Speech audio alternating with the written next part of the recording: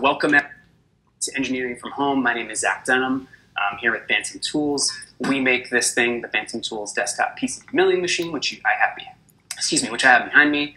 And today I'm super excited because we'll be talking about circuits that make audio. This is a little microphone preamplifier project that if you're a user, you should download this file. This is a funky looking one with a long lead on the little FET there.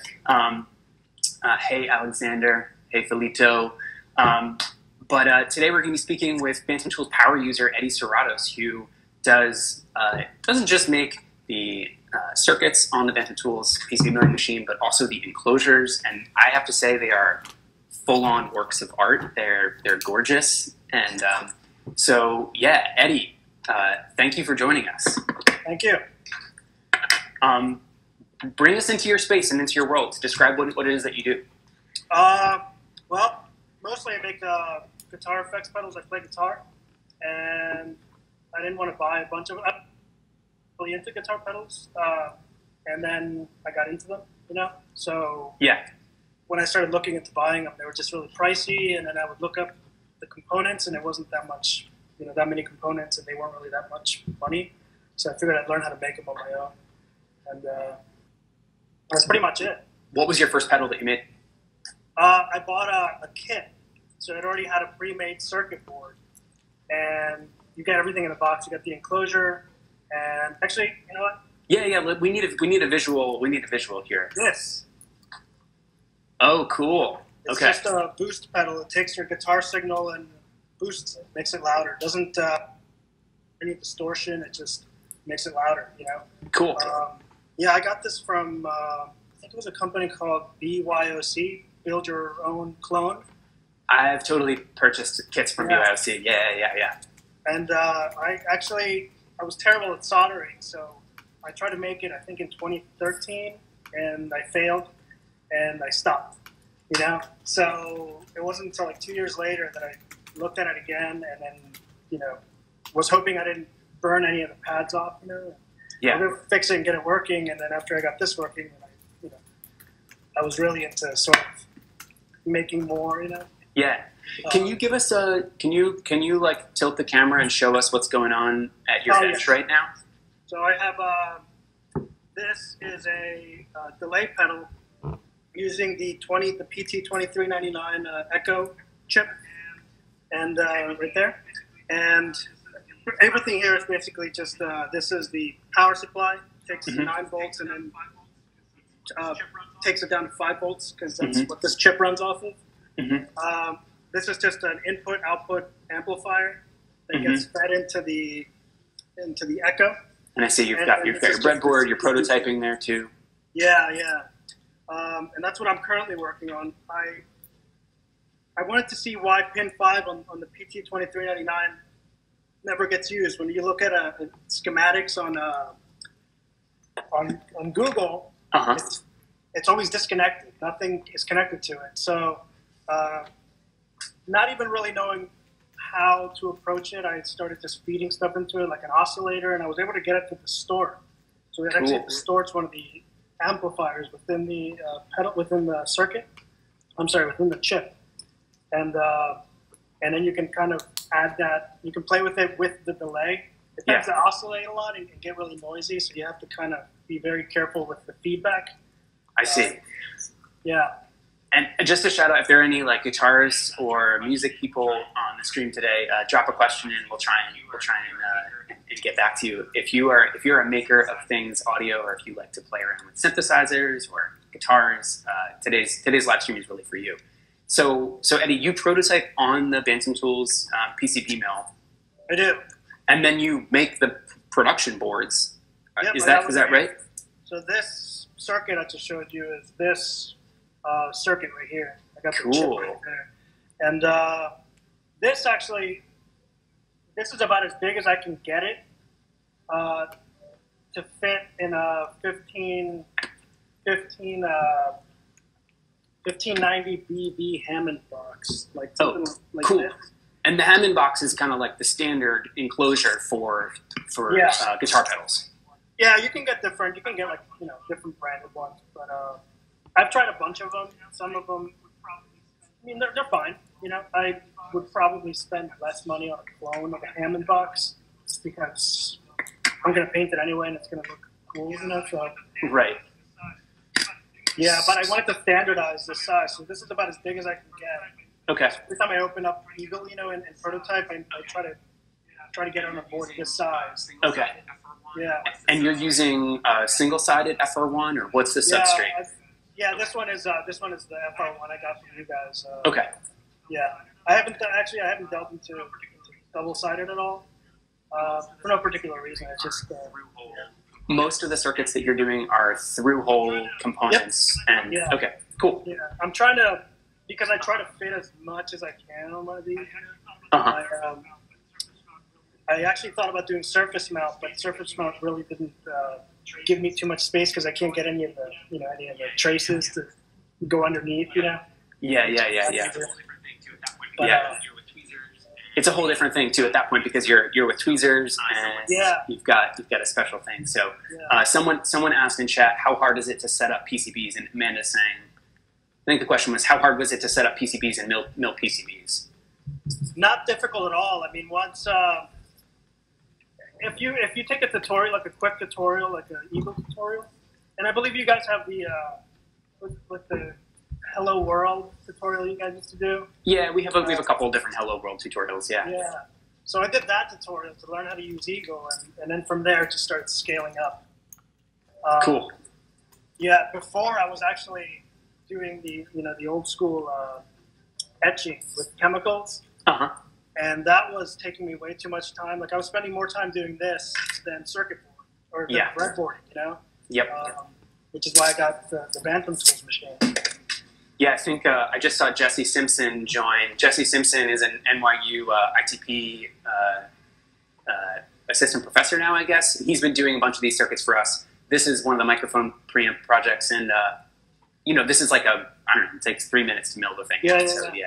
Yeah, it's fast for prototyping. But so this one actually took me about an hour and 15 minutes because I had to switch between I think the 1/64th and the 1/32nd bits, and then I had another another bit that I had to use. But so it goes.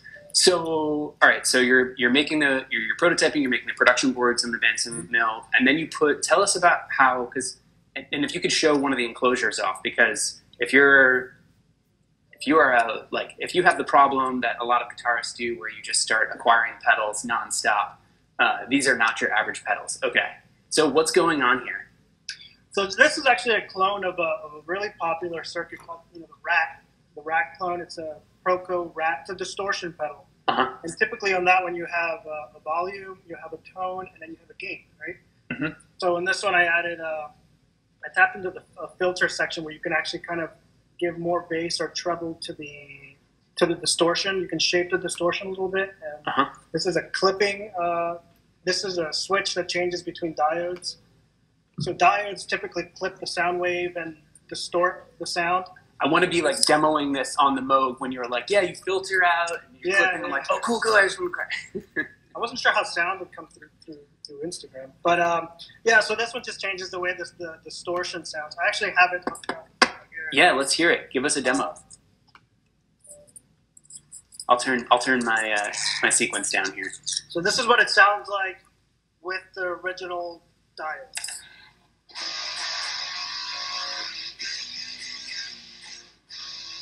And then added different ones. It's a little louder. This is the filter section. So it kind of tames it down a little bit. And clipping again. Completely different sound. Totally different sound. Yeah. It's like a doom metal kind of. And then that's no diodes at all.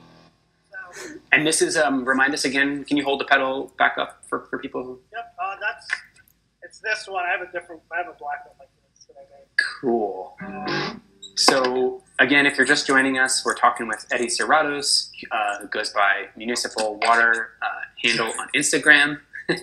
Eddie, what's the name of your company that produces these? It's just called Boy. It's based off of my gamer tag. Cool. Yeah. So cool. And And so, all right, and then the etchings on these enclosures, what does that process look like? How do you, tell us how you do that? I design them on my phone, or I design them on... Wait, what? Yeah, I design them on my phone, and then there's an app called Assembly. Okay. And, it's an SVG, it's a vector program. Okay. And you can just piece by piece, make them... Make line art and stuff. Make them on there, yeah, or I'll mess around in Photoshop. People are freaking out. Badass, what? Yeah, wait. So you literally, you're just like chilling on the couch and you do this on your phone? Yeah. Okay. And then I export that to Illustrator or Photoshop. I go back and forth because a lot of times, so like something like this, if I put this on the machine, because see how the detail gets really small around here? Yep. That could be like a 6 or 7 hour job. So I tend to break them up into fourths. Okay. And then in Photoshop. Okay. And then import them into Illustrator and then do this one today, do this one tomorrow and sort of piece by piece do them so I don't have to, wait 6 hours to do it. I'll just do like 2 hours today. And 2 hours tomorrow. That's interesting. I've never heard of, I mean, I haven't thought to use that trick of like breaking up a job in that way and then restarting it because it's a little bit of a leap of faith, Yeah. I've actually messed up doing that because I'm pretty good at Photoshop. I used to Photoshop a lot for my old job and not so much with Illustrator. So Illustrator, I wasn't sure how to like split an image and so I actually have messed up when I was using it because I would delete a specific part, but it would still have artifacts behind. Yeah. Can you show us a couple more of them? Because they're all like so unique, and each one is beautiful in its own way. So this is one of the first ones that I made on the machine. It's just a regular. I'm sure you guys have seen this. Wait, can you tilt down a little bit more? We can't see it. Sorry. There you go. Okay, there we go. Cool. Now we can see it. And then I made this one. This is a preamp from an amplifier. So good. This here is I forget what these are. These are the tone section, bass, middle, treble, and this is the volume, like a master volume. Mm-hmm. And this is like a volume for a specific input. So with an amplifier, if you have a big amplifier, you can't really, if you live in a townhouse, which I do, you can't crank it. If you have a pedal like this, you can crank the master volume and use that as your main volume while the channels are cranked all the way, so they actually tends to distort. I can show you that too if you want. And this is a copy of a Boss pedal. This one took me a while because I made a circuit here that would actually make the LED light up. Like a triangle. Cool. Yeah, I remember seeing this one. Yeah, that one took a while just because I had to, I actually had to do in your program, you actually have to tell it, like, when you're doing a cut, if it's going to be inside, outside, or center. Yes. So I prototyped that on wood first. Oh, cool. Yeah, so it wouldn't take that long because I didn't want to mess up the enclosures. Right. Yeah. So with the enclosures, the hem and boxes, they don't come painted. Gray box. They come like this. This was a prototype, but they come aluminum like this. Just a plain aluminum box, kind of like that. And then you paint them. Yeah, and then I use multiple layers of. I've used car paint before, because you get really metallic colors. Yeah. And a lot of clear coat. But I think now I'm just gonna use powder coated because it's so thick, and it's actually more durable than. Right. I never got that far with making like effects pedal circuits where I was putting them in enclosures. They always ended up in like there's like a box below me here that has a bunch of half-built circuits and things like that. But I remember seeing people like baking like putting the paint on and then putting it in an oven to harden. Oh yeah, that's what I did. Yeah. Oh, okay. Especially because I live in Virginia and it really is a swamp. It's swampy. Yeah, so you need to dry out. It's hot. And did you say you're in Virginia? No. I was saying that you need to dry it. I'm in the Hudson Valley in New York. Yeah. So I just use like a toaster oven, and Okay. I'll either put the enclosure in the toaster oven so it's hot. Yeah. And I'll start spraying on it, and so it'll actually bake a lot faster. Cool. It works a lot, and it gets rid of the smell. It doesn't have to cure for multiple days because I really want, once it's painted, I want to mill it that day. I brought it into the house before doing that, and it stunk up the room. Like a day. The joys of engineering from home. Yes. All right, so if you're just joining us, we're talking with Eddie Serratos, a.k.a. Municipal Water. Hoy is the company name. Eddie makes just ridiculously beautiful effects pedals and guitar pedals. And we're talking about audio circuits and all that stuff. So welcome. A couple people, while you were going through that, were just saying, so beautiful. Hello, Daniela from Colombia. Welcome. Eddie, can you give us another demo? Can we go back to that? Unfortunately, I don't have any. Most of the ones that I have here are distortion, All right, let's do it. But yeah, I wish I had my reverb pedal, but I sold some of those and then I gave one away. This is the one. This is the black pedal that I was showing you. That's the preamp to the black one right there. That's okay. The preamp to an amplifier, and. Yeah. So this is the guitar by itself, and then you turn on the preamp. Let's see. Oops. Oh, sorry. It just pumps that sound really.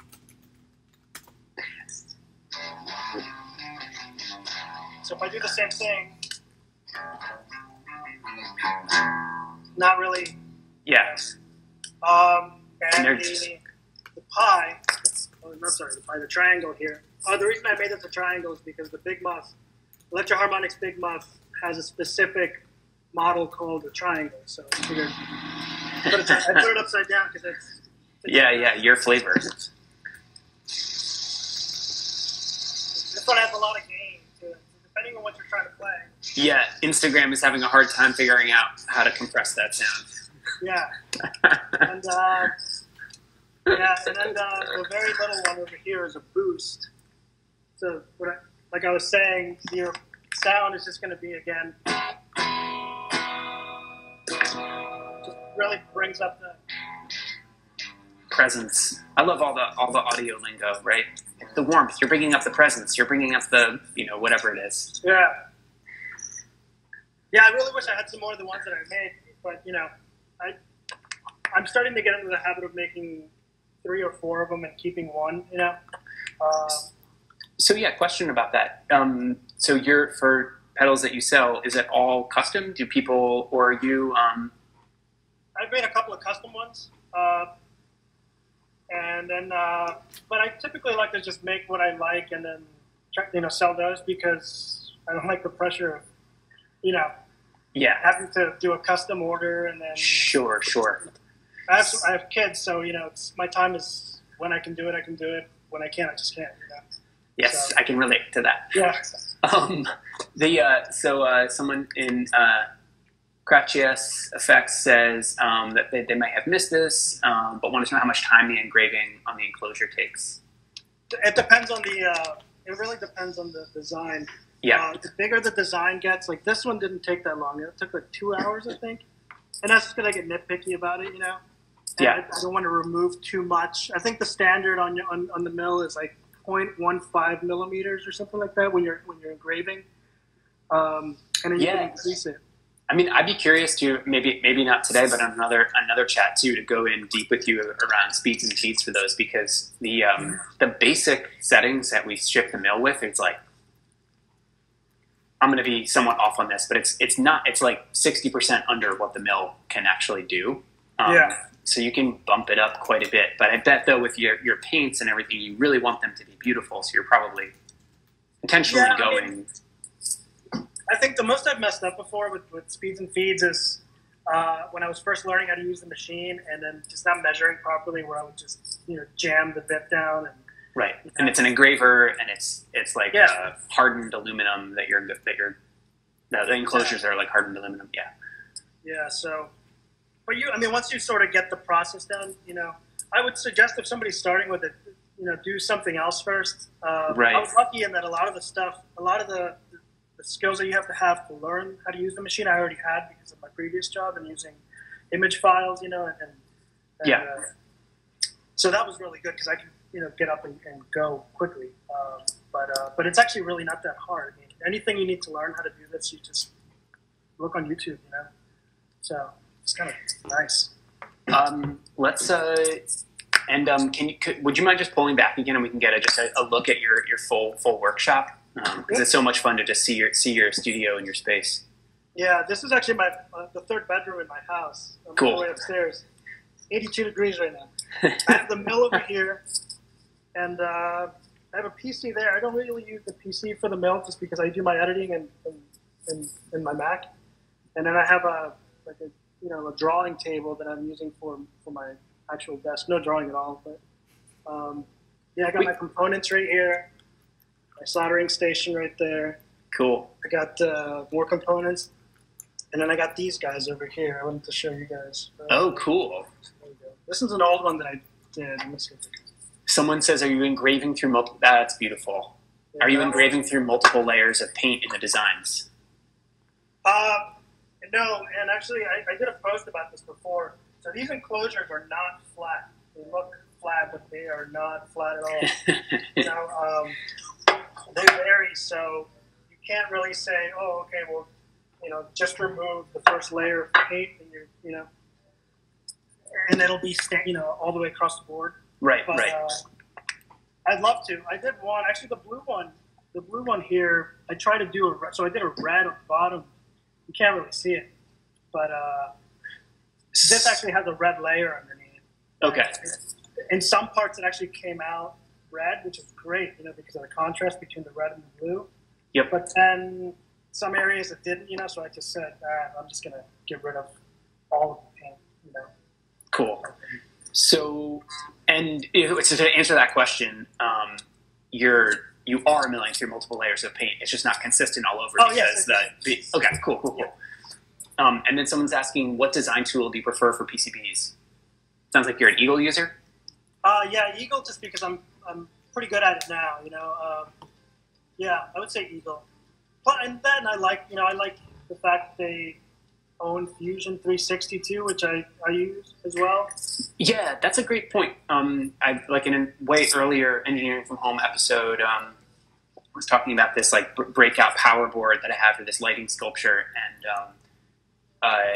there's a bunch of mounting holes here which mimic the actual mount that's made out of like maple for this lighting sculpture, and it was super easy to go, all right, here's my PCB layout in Eagle, now I'm going to apply this into Fusion and know exactly where all those holes are, and I don't need to like do math. And previously it would be like you look at your electronics CAD and then you look at your more mechanical CAD. So how do you use the integration of those two tools? Well, mostly I use Fusion mostly for when I actually made this little synthesizer for my son. Oh yeah. It's like an Atari Punk console or something? Yeah, but it has four. Actually, it only has one oscillator, and then you change the frequency with these, which I'm not particularly happy with. Now I would do, 4 oscillators and then, be able to have 4 different frequencies. But I originally had designed the box in Fusion. Okay. And I wanted to do it with little pieces of wood and put it all together. Yep. But one thing that I found was with wood, I think if you mill it enough, kind of tend to contract and expand, so I was not getting a level surface. I think now I would do it with HDPE. HDPE, yeah. Can you hold that up again once more for people? This one's cool. Yeah, and this is just like in a little wooden box as the input output or 9-volt input, and that's it. My next model will have a speaker in it. What's the top? Is the top a PCB? Yeah, it's actually the FR1 board. Oh, cool. Yeah, that's really fun. So you're removing the copper layer as a design element there. Yeah, I did that with the little thing that I submitted for the contest that you guys have. Oh, cool. Yeah, the micro It's just machining challenge. Yeah, unfortunately it broke it. I needed a 3-volt battery because my car fob had died, and I had this in my backpack, so I just ripped it open and took the battery out. Cool. Yeah. So, I'm having a hard time reading this from my phone. Kier Chickamath says, ever tried Target 3001? I don't know what that is. What is that? Can you drop that in the comments? We're not sure what you're referring to. Is that a PCB design tool? I'll write it down. And before I forget to ask again, so you designed the vector graphics on your phone? I design them on my phone, and I go back and forth between my Mac. If I can't be on my computer, I'll use my phone. Okay. I actually do because I work in millimeters because I like it a lot better, and so I'll design the circuit board, and I can get it down to a millimeter. Every time the cursor moves, it's a millimeter. So yeah. I think this is it doesn't even matter how big this is, but it's small enough to fit in this enclosure. Yeah. So I will actually design. I'll do the same thing in Illustrator, so I'll get it down to the millimeter, and then I export that to my phone, and then I'll have the exact layout, so then I can actually start working on graphics, and I know that it's going to be pretty similar to where it's going to be when I send it back to the computer. Okay. So primarily I work on the computer, but I do most of the design work on my phone. And what's the program again that you're using? It's called Assembly. Assembly. Yeah. Okay, and this is just App Store. You can download this in the App Store. Yeah. Okay. Yeah, you can buy different things. I think you can buy different packages of shapes and stuff. But I usually stick to straight lines and curves. Cool. Yeah. All right. That sounds like a good weekend distraction. Yeah. So what are we? What's top of mind for you? So this is it. We started doing this Engineering from Home podcast in the basically immediately when we shut our office down and all started working from home. And it's really been interesting to hear people's stories about what's going on in their life and how this has, I think in some sense impacted, improved, distracted the engineering from home aspect of this. And, what's changed for you? I'm actually a stay-at-home dad. So all right. Yeah. So what changed for me was that in Virginia schools are canceled. Okay. So I used to be able to get a lot of work done in the morning, because I would have from 9 to 11:30, Cool. and then I have to go pick my kids up from preschool. So that's changed a lot. Also, but now my wife and I are breaking the day in half. So she takes care of them in the morning, and then I take care of them in the afternoon. At which point they learn about milling and electronics and okay. Well, my older one does. Actually, I made this. We have a lot of hard stuff in the house, and he wanted me to put some eyes in a mannequin, thing that we have. I want to show you guys because people, think that mannequins are creepy. Oh, that's it. That's okay. Cool. That's so interesting. I mean, it's really fun seeing the ways in which parents are adapting to bringing kids into their work, and what a neat dad project to be making Atari Punk console mod for your son. Yeah, well, he's really into music, which is really great. We have a electronic drum set, like a Roland drum set, and he's sat on that thing since he was 2, and he still plays it, and so he's really into guitars and pedals, and it's whatever you expose him to. Yeah. Hey, can you give us one more quick whip around of the pedals, and so people can see these one last time, because they're just. So I got that one right there. That one right there. Jesse Simpson says, "Nice place to grow up." Yes, I agree, Jesse. That one there. It's a noisy house, yeah, for sure. Oh, nice, not noisy. Nice place to grow up. Oh no, I know. I'm saying we make a lot of noise. Oh, cool. All right. That one, and then this one. Wait, go back. Go back to that last one. That was crazy. There you go. Neat. Yeah, cool. This one All actually fractals. was easier to make than the other ones because I didn't have to paint it at all. I actually milled the design on it. Yep. And then I used alcohol inks, and then I used sandpaper on the raised part. So, cool. Yeah, but I haven't put anything in it yet because the don't want to waste it on just like a like a non-pretty sounding circuit. Yep. Yeah. Yep. Cool. Well, Eddie, thank you so much. This has been awesome. This totally made my day. Yeah, thanks. Anything that we that we didn't touch on and that you want to mention? No, I mean that's it. I mean that's pretty much how I spend my free time, is just messing around with circuit boards. I want to learn more about the stuff you have back there. Yeah, I just got this. I just got this one, this Moog Mother, and or the grandmother, and it has a built-in spring reverb in it, which is great. It actually has springs in it. It has springs in it. Yeah. Like if I were to knock on it. Yeah. I don't think it would come through in this, but yeah.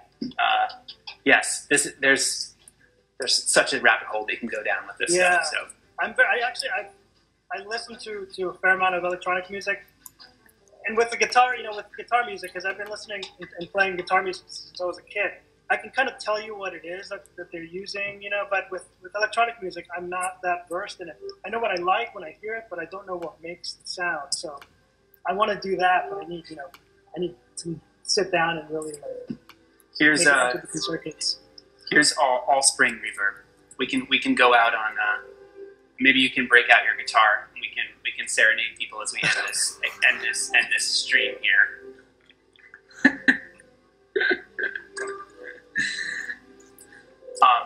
Well, thank you again, and we'll be sure to put this up on the Engineering from Home page, which is bantamtools.com/engineering from home. Again, Eddie Serratos here joining us today. Thank you so much. Thank you very much, guys.